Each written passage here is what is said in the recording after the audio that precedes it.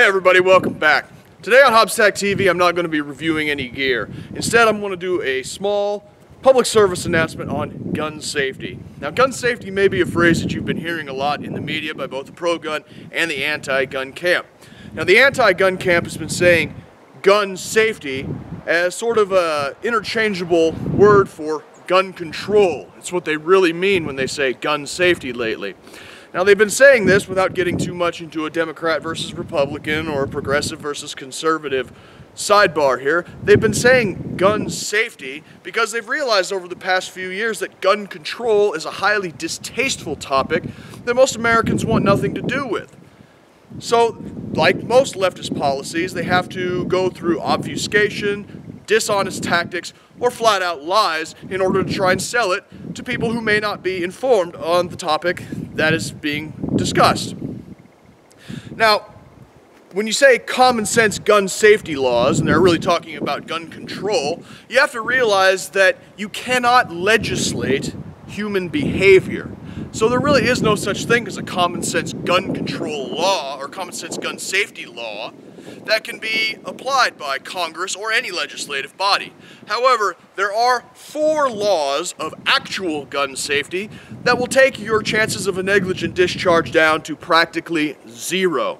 Now, what is a negligent discharge as opposed to an accidental discharge? An accidental discharge is something that causes a firearm to discharge due to environmental factors that are beyond the user's control. Say, for instance, the firearm is damaged and it causes the firearm to discharge due to a jarring impact or something. That is an accidental discharge. Reholstering a handgun and having your cover garment slip into the trigger guard and accidentally set it off. That is an accidental discharge. A negligent discharge happens when the user is being negligent and causes the firearm to discharge. Now, contrary to a lot of popular movies out there, modern firearms in good repair don't simply just go off for no reason. They have numerous external and internal safeties, both active and passive, that keep that from happening. Now, if you follow the 4 laws of gun safety, you will bring the chances of a negligent discharge down to practically 0. So what are the 4 laws of gun safety? Well, rule number 1 is to treat every firearm as if it were loaded. Now, what that means is if you have a gun that you know is loaded for a fact, would you go pointing it at people, pointing it at things? Would you put your finger on the trigger, flick the safety on and off if the gun is equipped with the safety? No, of course not. So if you go into a situation where firearms are involved and you treat every gun as if it is loaded by default, your chances of having a negligent discharge where you kill or injure somebody, or having a negligent discharge at all for that matter, goes down to practically 0. The great thing about the 4 laws of gun safety is that each one is a bit of a redundancy, so that if you forget the previous law or the previous laws, they build off of each other. So, to recap, rule number 1, treat every firearm as if it was loaded.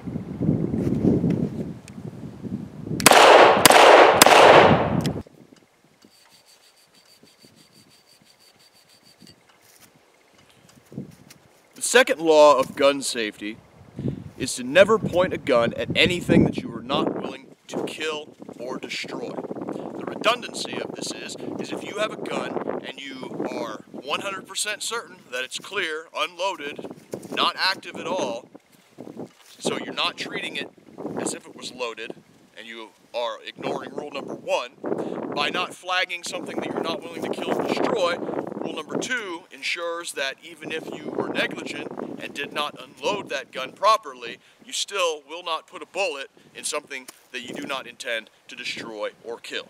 Rule number 2, never point a gun at anything you are not willing to kill or destroy.